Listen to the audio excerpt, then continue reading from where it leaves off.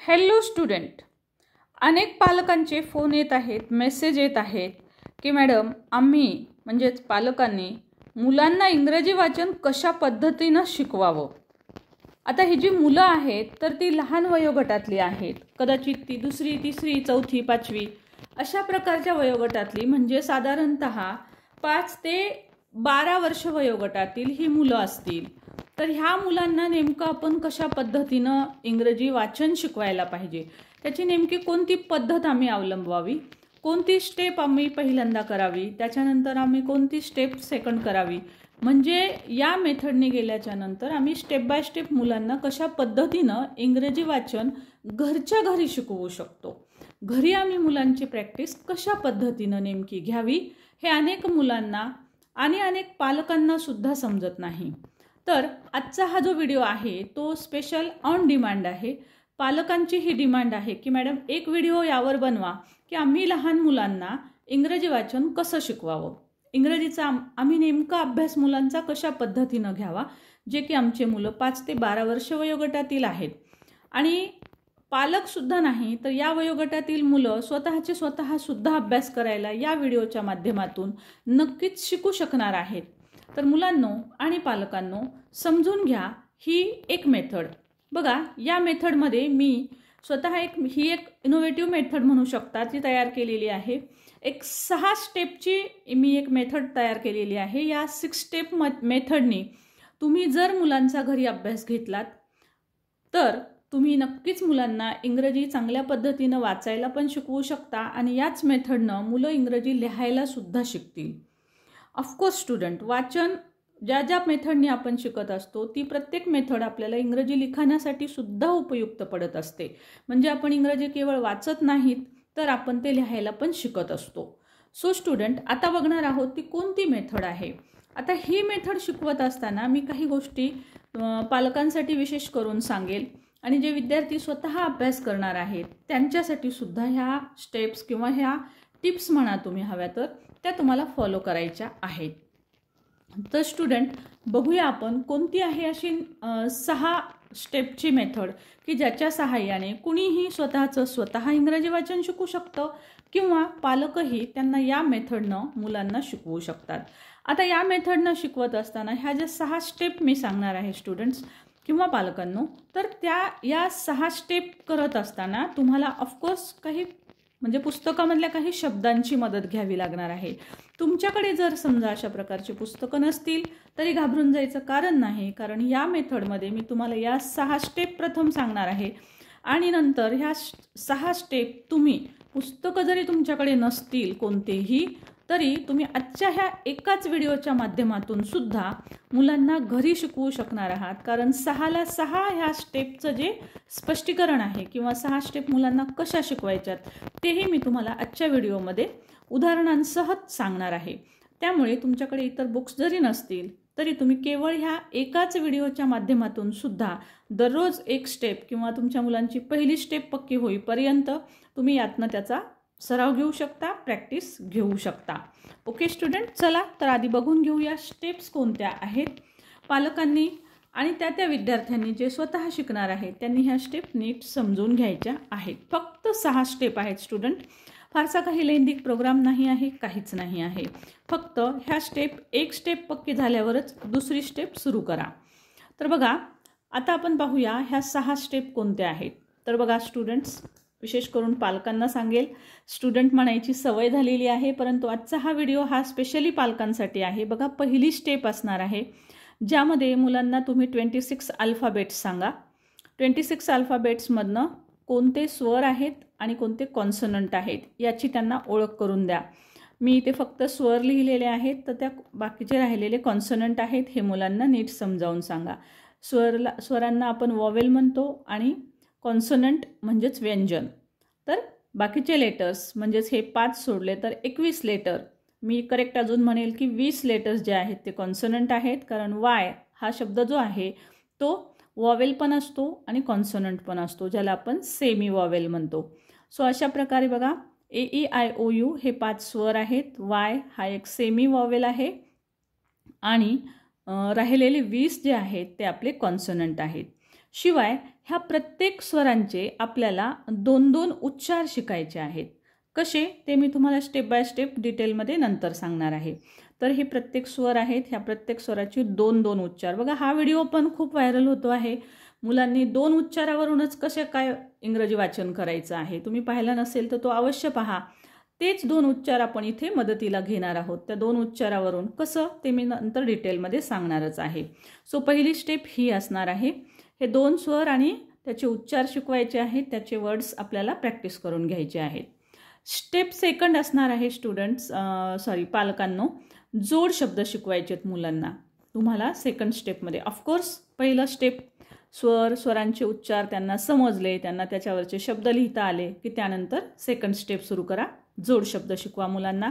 जसं की बघा BL ब्ल, CL क्ल, FL फ्ल.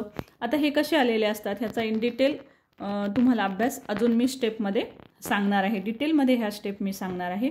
फक्त इथे एवढं लक्षात ठेवा की असे वेगवेगळे जोड शब्द आहेत. फ्ल, ब्ल, क्ल, ग्ल किंवा काही आर कंट्रोल्ड वर्ड्स असतात, म्हणजे ज्याच्यावर आरचा जास्त प्रभाव असतो आणि मुलांना विशेषतः लहान मुलांना हे शब्द जे आहेत ते उच्चारायला पण अवघड जात असतात. तर त्यांच्याकडून ह्या शब्दांची प्रॅक्टिस करून घ्यायची आहे. बघा विशेषतः इंग्लिश मिडियमचे जे मुलं आहेत तर घरी पॅरेंट्सला समजत नाही की त्यांचा अभ्यास आपण कसा घ्यावा. इंग्लिश मिडियमला मुलं असतात परंतु पॅरेंट्सला तेवढं इंग्रजीमधून घ्यायला जमत नाही किंवा ते किंबहुना कसं घ्यावं हे समजत नाही. तर ह्या स्टेप जरूर फॉलो करा. मीडियम कोणतंही असू द्या, मराठी मीडियम असू द्या की इंग्लिश मीडियमचे स्टुडंट असू द्या. 6 ते 12 वयोगटातल्या मुलांसाठीचा हा स्पेशली व्हिडिओ आहे. सो या वयोगटातले कोणत्याही मीडियमचे मुलं असू द्या त्यांच्या पालकांनी ही स्टेप जरूर फॉलो करा. जसं बघा आता आर कंट्रोल्ड वर्ड्स आहेत, हे थोडे मुलांना हार्ड जातात. हे शिकवा अगोदर त्यांना. BR ब्र, DR ड्र, CR क्र असे त्याचे साऊंड शिकवा. FR फ्र, GR ग्र. पहिले हे साऊंड शिकवा. हे मुलांना म्हणायला लावा. त्यांच्याकडनं हे 2-3 वेळेस म्हणून घ्या. फक्त साऊंड शिकवा. असेच जशाला तसे हे जोड शब्द अशाला असे शिकवा. मग हे जोड शब्द शिकवल्यानंतर ह्याचे इन डिटेल शब्द मी तुम्हाला दाखवेन.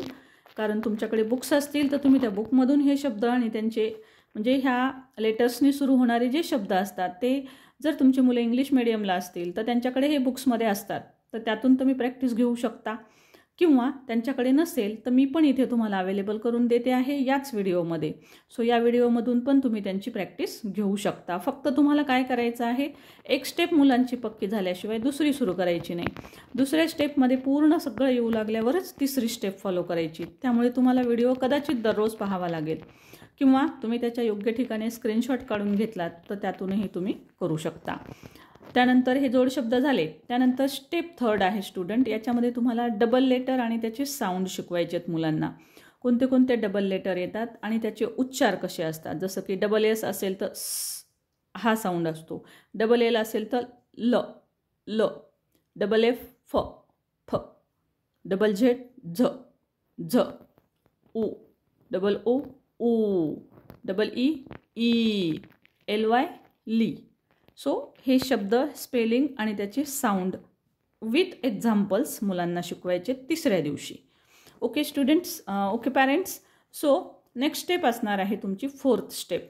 आता ह्या फोर्थ स्टेपमध्ये यस सोबत जर एखादा कॉन्सनंट आला तर हे शब्द मुलांना म्हणायला अवघड जातात आणि ज्यावेळेस ह्या शब्दांनी सुरू होणारे आपण स्पेलिंग मुलांना लिहायला सांगतो तेव्हा पण त्यांना ते अवघड जातात. तर त्यासाठी पहिले हे उच्चार मुलांना शिकवा. SK स्क, SC स्क, SM स्म, SN स्न, SP स्प, ST स्ट, SW स्व. सो अशा पद्धतीनं हे थोडेसे मुलांना उच्चारायला अवघड जाणारे जोड शब्द आहेत.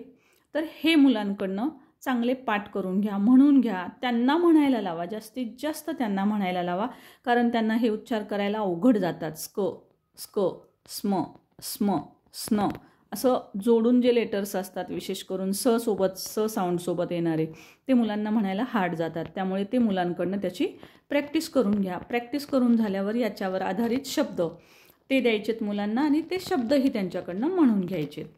सो ते मी तुम्हाला इथे या व्हिडिओत दाखवणारच आहे. त्यानंतर students parents step 5. So step 5मध्ये पहा आपल्याला 2 कॉन्सनंट जर एकत्र आले तर एक नवीनच साऊंड तयार होतो.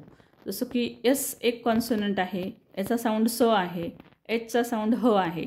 तर दोन्हीचे साऊंड एकत्र जेव्हा आपण करतो तेव्हा नवीनच एक साऊंड तयार होतो, SH श. सीचा साऊंड वेगळा असतो, हचा वेगळा असतो, पण CH एकत्र आला तर नवीन साऊंड तयार होतो, च. सो हे साऊंड शिकवा मुलांना. श, CH च, TH थ, PH फ, WH व. या पद्धतीनं हे साऊंड आणि त्याचे एक्झाम्पल्स मुलांना शिकवायचे आहेत. त्यानंतर 5वी स्टेप झाल्याच्या नंतर स्टेप 6. आता तुम्ही म्हणाल मॅडम मग काय फक्त हे 5च दिवसात आमच्या मुलांना इंग्रजी वाचता येईल का? तर नाही, इतक्या फास्ट तर येणार नाही, कारण प्रत्येक मुलांची एक स्टेप एकाच दिवशी होणार नाही पक्की. त्यासाठी तुम्हाला कदाचित 2 दिवस, कदाचित 3 दिवस प्रॅक्टिस घ्यावी लागेल मुलांची. सो मुलांच्या लेवलवर आहे, मुलं किती लवकर कॅच करतात त्यावर ह्या सर्व गोष्टी अवलंबून आहेत. सो तुम्ही जास्तीत जास्त दिवस प्रॅक्टिस घेतली, 2-2, 3-3 दिवस जर एका स्टेपला दिलेत तर मुलांचं जास्त चांगलं आणि पक्कं होईल. सो त्यानंतर बघा स्टेप 6 आहे. ही स्टेप आहे बघा, जो की सध्या खूप गाजतो आहे व्हिडिओ. 11 शब्द पाठ करा आणि 11 शब्द पाठ करून त्याच्या सहाय्याने आपण इंग्रजी वाचूही शकतो आणि इंग्रजी लिहू पण शकतो. ही एक इनोव्हेटिव्ह मेथड मी तयार केली होती की हे 11 शब्द आपण अ-आ-ई मध्ये घातले होते बघा. अ-आ-ई-ई, उ-ऊ, ए-ऐ ह्याचे इंग्लिशमध्ये जी वर्णमाला आहे, स्वर आहेत, त्या स्वरांचे हे इंग्रजी उच्चार आहेत. लक्षात ठेवायला सोपं जावं यासाठी या मेथडनी मी ते तयार केले होते. अ-आ-ई-ई, उ-ऊ, ए-आय, ओ-औ आणि यू, आई हे जे साऊंड आहेत, हे 11 साऊंड जर तुम्ही पाठ केले तर तुम्ही कोणतंही इंग्रजी अक्षर वाचू शकता किंवा ते लिहूसुद्धा शकता. ओके स्टुडंट, तर 6वी स्टेप ही आहे. ह्या 11 जे आपले शब्द आहेत किंवा ह्या जोड्या म्हणा तुम्ही, ह्या 11 जोड्यांचे अ-आ-ई-ई, उ-ऊ, ए-आय पणचे सर्व जे इंग्रजी शब्द आहेत त्यांची प्रॅक्टिस आपल्याला घ्यायची आहे. हे वॉवेल्स एकत्र आले, वॉवेल पेअर्स एकत्र आल्या तर त्यांचे उच्चार कसे करायचे आहेत हे आपल्याला मुलांना शब्दांच्या मदतीनं समजावून सांगायचं आहे.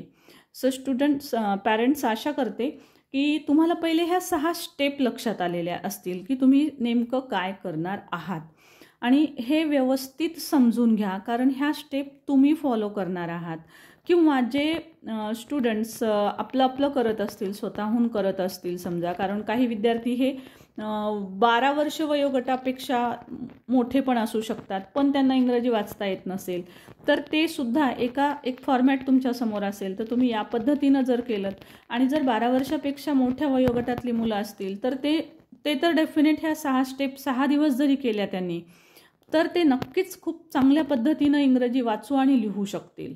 गॅरंटीनं स्टुडंट. फक्त तुम्ही हे 6 दिवससुद्धा केलात, फक्त एका दिवशी एक स्टेप पूर्ण करा मात्र आणि ती व्यवस्थित करा. मोठ्या मुलांसाठी सांगते आहे मी, 12 वर्षापेक्षा मोठे वयोगटातली जी मुलं आहेत त्यांनीसुद्धा ही स्टेप जर फॉलो केली 6 दिवस 6 पद्धतीनं तर तुम्ही डेफिनेट इंग्रजी वाचन नक्कीच करू शकाल. आणि एवढंच नाही तर इंग्रजी तुम्हाला लिहायला पण येईल, म्हणजे तुम्हाला कोणतेही स्पेलिंग तयार करायला नक्कीच येतील. सो स्पेलिंग तयार करण्यासाठी सुद्धा ह्या 6 स्टेप खूप महत्त्वाच्या आहेत. त्यामुळे पॅरेंट्सनी केवळ मुलांना वाचन लेखन शिकवायचं आहे म्हणून नाही, तर ज्या मुलांना स्पेलिंग शिकवायचे आहेत त्या मुलांसाठी सुद्धा ह्या स्टेप फॉलो करा. ह्या स्टेपने मुलांना एक वेळेस जरूर अभ्यास घ्या. त्या मुलांकडनं तुमच्या ह्या 6 स्टेप नक्की पाठ करून घ्या, नक्की त्यांच्याकडून लिहून घ्या. म्हणजे ह्या 6 स्टेप जर मुलांच्या पक्क्या असतील तर त्यांचं इंग्रजी वाचन लिखाण नक्कीच पक्कं होणार आहे. आता पॅरेंट्स आपण पाहूया की ही पद्धत फॉलो करायची. मी 6 स्टेप सांगितल्यात. आता ह्या 6 स्टेप कशा पद्धतीनं तुम्ही अवलंब करणार आहात, कारण बऱ्याच पॅरेंट्सकडे कदाचित बुक्स नसतील. इंग्लिश मिडियमचे जे पॅरेंट्स आहेत त्यांच्याकडे नक्कीच बुक्स आहेत आणि त्यांच्या बुक्समध्ये ह्या सगळ्या प्रत्येक गोष्टीवरचे वर्ड्स तुम्हाला नक्कीच सापडतील. सो तुम्ही फक्त पहा, अगदी बहुधा या मेथडनी सुद्धा ते दिलेले असू शकतात, थोडेफार मागे पुढे पण असू शकतात, पण तुम्हाला याचे वर्ड्स एक्झाम्पलसाठी नक्की मिळतील. सो इंग्लिश मिडियम व्यतिरिक्त जे मुलं आहेत तर त्यांच्यासाठी मी इथे ह्या प्रत्येक स्टेपसाठी वर्ड्स घेऊन आले.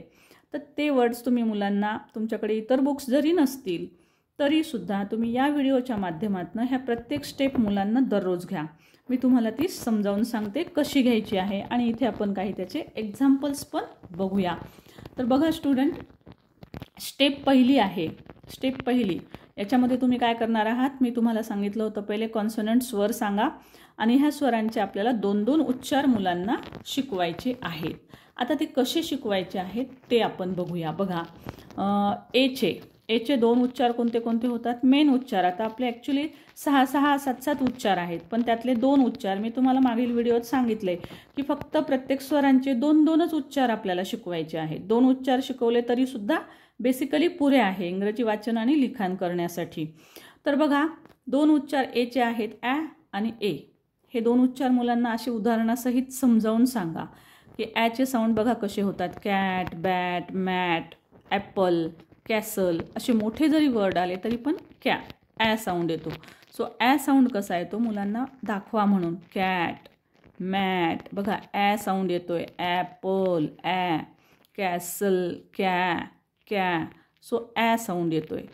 दुसरा उच्चार शिकवा मुलांना ए साऊंडचा, जो की अल्फाबेटच्या उच्चारासारखा असतो. ए, लेटर ए सारखा ए उच्चार. तर याचा उच्चार करायचा आहे बेक. आता बघा, असे अनेक लेटर्स असतात की ज्याच्यामध्ये 2 वॉवेल येतात. इथं 1 वॉवेल आहे, इथं 1 वॉवेल आहे. तर सेकंड वॉवेल नाही असं गृहीत धरायचं असतं आणि ह्याचा उच्चार ह्या ए सारखा करायचा, म्हणजे अल्फाबेटसारखा करायचा. सो एचा उच्चार ए करायचा. BA बे, BA बे, CA के, DA डे. ए म्हणजे मात्रा. बे क, के क, डे ट, रे ट. ओके. सो हा साऊंड मुलांना शिकवा. बेक, केक, ए साऊंड. सो एचे 2 साऊंड शिकवले. त्यानंतर ईचे 2 साऊंड शिकवा शब्दांच्या मदतीनं. ईचे 2 साऊंड आहेत. पहिला एक साऊंड आहे ए, म्हणजेच मात्राचा साऊंड, आणि दुसरा साऊंड असतो ई. ओके. सो बघा, BED बेड, RE रे ड, KE के ट, प आणि ट. 2 कॉन्सोनंट एकत्र आले की जोड शब्द तयार होतो. Kept, melt. सो ए साऊंड. ईचा आपण इथे ई नाही वाचत. सो आपण इथं वाचतो ए, BA बे. तसंच आता इथं ई साऊंड आला तर ईचा ई उच्चार होतो वॉवेलच्या ह्या अल्फाबेटसारखा. ई याला आपण ईच म्हणतो. So E sound. She, E, eat, E, eagle, ईने सुरुवात. East, E. So E sound आहेत. तर मुलांना हे म्हणून दाखवा. त्यांच्याकडनं हे शब्द त्यांना म्हणायला लावा. पर्टिक्युलरली हे सर्व शब्द त्यांना उच्चार करायला लावा. 4दा 5दा. तुम्ही म्हणाल ज्यांच्याकडे बुक्स नाहीत त्यांना एवढेच प्रॅक्टिस पुरे आहे का? तर मुलांना एकदा वाचायला चांगलं येण्यासाठी एवढी प्रॅक्टिस लहान मुलांना पुरेशी आहे. 10-12 वर्ष वयोगटापर्यंतच्या मुलांना ही प्रॅक्टिस पुरेशी आहे. एवढी जरी प्रॅक्टिस तुम्ही करून घेतली तर त्या मुलांना हे 2 साऊंड पक्के येऊन जातील. आणि हे 2 साऊंड आले की यासारखे दुसरे शब्द आले की ते डेफिनेट वाचू शकतात. ओके. सो अजून बाकीची प्रॅक्टिस जी आहे ती तुमचे जे इंग्लिशचे बुक्स आहेत त्याच्यामधनं तुम्ही त्यांचं वाचन घ्या. दररोज 10 मिनिट 1 पॅरेग्राफ तरी ॲटलिस्ट 1 पॅरेग्राफ दररोज मुलांकडनं वाचून घ्या. सो तुम्हाला नक्की जमेल, त्यांनाही जमेल. नेक्स्ट बघा स्टुडंट, आयचे साऊंड 2 ई आणि आय. तसेच ओचे साऊंड ऑ आणि ओ. फॉर एक्झाम्पल बघा इथे अशा पद्धतीनं तुम्ही याचे स्क्रीनशॉटसुद्धा घेऊ शकता आणि मुलांना हे वाचून घेऊ शकता. मुलांकडनं दररोज ह्याची प्रॅक्टिस घ्यायची आहे. एक स्टेप झाल्याशिवाय मुलांची पक्की होऊ द्यायची. एक स्टेप मुलांना एक स्टेप पक्की झाल्यावर दुसरे दिवशी दुसरी स्टेप घ्यायची आहे. सो ई साठी साऊंडसाठी येणारे शब्द आहेत बघा, सीट, गिफ्ट, मिल्क, बिग. तसेच आय साऊंडसाठी I, kite, I, ice cream, kind, I. Okay. तसंच ऑ साऊंडसाठी बॉक्स, सॉक्स, पॉन्ड, कॉर्न, ऑ. हे साऊंड मुलांना तुम्ही तोंडाने म्हणून दाखवा आणि नंतर त्यांना म्हणायला लावा. सो अशा पद्धतीनं तुम्ही म्हणा, त्यांना ऐकायला लावा आणि पुन्हा त्यांना म्हणायला लावा. तसेच हे ओचे साऊंड आहेत. सो स्टुडंट, याच पद्धतीनं तुम्हाला हे सर्व साऊंड जे आहेत त्याची प्रॅक्टिस करून घ्यायची आहे. नेक्स्ट आहे स्टुडंट स्टेप सेकंड. आता याच्यामध्ये बघा, तुम्ही याचा पण स्क्रीनशॉट घेऊ शकता. याच्यामध्ये तुम्हाला जोड शब्द मुलांना शिकवायचे आहेत. विथ एक्झाम्पल्स मी इथं दाखवलेले आहेत. BL ब्ल, CL क्ल. बघा 2 कॉन्सोनंट एकत्र आले की त्याचा जोड शब्द तयार होतो. सो हा जो जोड शब्द असणार आहे तो असणार आहे ब्ल. हा असेल क्ल. मी अगोदरच्या पेजवर सुद्धा हे साऊंड लिहून दिलेले आहेत. सो BL ब्ल पहिले मुलांना असंच शिकवा. BL ब्ल, CL क्ल, FL फ्ल, FR फ्र, DR ड्र. एक एक साऊंड शिकवा. त्यांना तो म्हणायला लावा, 10 टाईम म्हणायला लावा. 10 टाईम म्हणणं झाल्यावर मग त्यांना हे वर्ड्स सांगा, BL, आणि मग हे वाचायला लावा. BL ब्ल ऑ क, ब्लॉक. BL ब्ल ॲ क, ब्लँक. BL ब्ल ओ ओ, ब्लो, ब्लो. ओके. सो अशा पद्धतीनं हे सर्व साऊंड त्यांच्याकडनं म्हणून घ्यायचे आहेत. तसेच आर कंट्रोल वर्ड्स पण दाखवलेत मी इथं की DR ड्र, GR ग्र, TR ट्र, drink, drop, ground, grain, group, tree, trick, truck. हे मुलांकडनं तुम्ही त्यांना ऐकवा. त्यांनी ऐकल्यानंतर मुलांकडनं ते म्हणून घ्या आणि त्यांच्याकडून ते लिहून घ्या. त्यानंतर स्टेप 3 असणार आहे डबल लेटर. सो तुम्हाला हे डबल लेटर करून घ्यायचे आहेत. डबल लेटर कोणते असतात आणि ते शब्दांच्या शेवटी येतात बघा. त्याचे साऊंडही मुलांकडनं म्हणून घ्या आणि त्यांना शिकवा की हे लेटर्स डबल शेवटी येतात, शब्दाच्या शेवटी येतात. जसं की बघा FF, या दोन्हीचा उच्चार एकच करायचा असतो, हे पण मुलांना सांगायचं आहे. इथे आपल्याला फ, ल, कारण ते 2 वेळेस L आलं तर ल ल म्हणतात. सो तसं नाही, मुलांना ते शिकवा. एकच वेळेस त्यांचा उच्चार आपल्याला करायचा असतो. सो कफ, पफ, स्टिफ, फ. फ पूर्ण न म्हणता नुसता फचा साऊंड काढायचा आहे. फ फ फ फ. ओके. तसंच ल, ल, स, स, स, स. ड्रेस, ड्रेस, असा स साऊंड. तसा झेडचा साऊंड. आणि हे शेवटी येतात, हे मुलांना शिकवायचं आहे. सो अशा पद्धतीनं हे डबल लेटर, हे डबल लेटरचा रूलच आहे की शेवटी जर फ साऊंड असेल, शेवटी ल साऊंड असेल, स साऊंड असेल, झ साऊंड असेल, तर शेवटचे लेटर आपल्याला डबल लिहावे लागतात. हा नियम मुलांना सांगू शकता. खूप लहान असतील मुलं तर नियम सांगत बसू नका, फक्त साऊंड सांगा, म्हणून घ्या आणि शब्द सांगा आणि त्यांना ते शब्द रिपीट म्हणायला लावा. नेक्स्ट स्टेप आहे स्टुडंट आपली स्टेप 4. ओके. सो स्टेप 4मध्ये तुम्ही काय करणार आहात तर यस सोबतचे जे जोड शब्द आहेत त्याची प्रॅक्टिस म्हणून घ्यायची आहे मुलांकडनं, कारण मुलांना हे वाचायला अवघड जातात. लहान वयोगटातील जे मुलं आहेत त्यांना हे वाचन थोडंसं हार्ड जातं. त्यासाठी SK स्क, SM स्म, स्क, स्न, स्प, ष्ट, स्व. अशा पद्धतीनं पहिले ह्याची प्रॅक्टिस घ्या शब्दांची, त्यानंतर म्हणजेच ह्या ब्लेंडिंगची प्रॅक्टिस घ्यायची अगोदर जोड शब्दांची, आणि त्यानंतर हे शब्द द्यायचे आहेत त्यांना. हे वाचून दाखवा, त्यांना म्हणायला लावा. स्क, स्कॅन, स्क, SC स्क, स्केल, SM स्म. मुलं म्हणतील कारण ह्यांना आधी पाठ करून घेतलं आहे आपण, मग ते सांगतील SM स्म, मग हे वाचतील ते स्म, इ ल, स्मेल, स्मेल, स्मोक, स्मोक. अशा पद्धतीनं हे सगळे साऊंड तुम्ही त्यांच्याकडनं वाचून घ्यायचे आहेत. You can take the screenshot जरूर घ्या, म्हणजे तुम्हाला हे मुलांकडनं करून घेता येईल. किंवा डबल व्हिडिओ तुम्ही पाहू शकता आणि व्हिडिओतून ऐकूनसुद्धा मुलांना ती प्रॅक्टिस करायला लावू शकता. सो स्टेप 5 आहे, ज्याच्यामध्ये तुम्हाला 2 वेगळे लेटर्स, 2 कॉन्सनंट एकत्र आले तर एक नवीन साऊंड तयार होतो. असे हे शब्द आहेत श, च, थ, फ, व. तर हे सुद्धा शब्द याच पद्धतीने मी दिलेले आहेत. मुलांकडनं ते जरूर म्हणून घ्या. शो, शॉप, CH च साऊंड होतो. चिक, चिल, TH थ, थिन, थिंक, PH फ, फोटो, फोन, WH व, व, वाय, वॉट. WHचे सगळे वर्ड जे येतात प्रश्नामध्ये विचारतो ते वाय, वॉट, वेन, वेअर, हे सगळे WH व ने सुरू होतात. सो व उच्चार करा. WH व, व म्हणू नका, व. ओके. वाय, वॉट, वॉट, व ने सुरू करा, उच्चार व ने. सो अशा पद्धतीनं याची प्रॅक्टिस घ्या मुलांची. स्टेप 6 बघूया आता आपण. मी तुम्हाला फक्त सर्व स्टेप सांगते आणि प्रॅक्टिस घेण्यासाठी मुद्दाम इथे तुम्हाला मी सर्व एक्झाम्पल दाखवते, जेणेकरून ज्यांच्याकडे बुक्स नाहीत ते सुद्धा मुलांची आपल्या प्रॅक्टिस घेऊ शकतात या पद्धतीनं.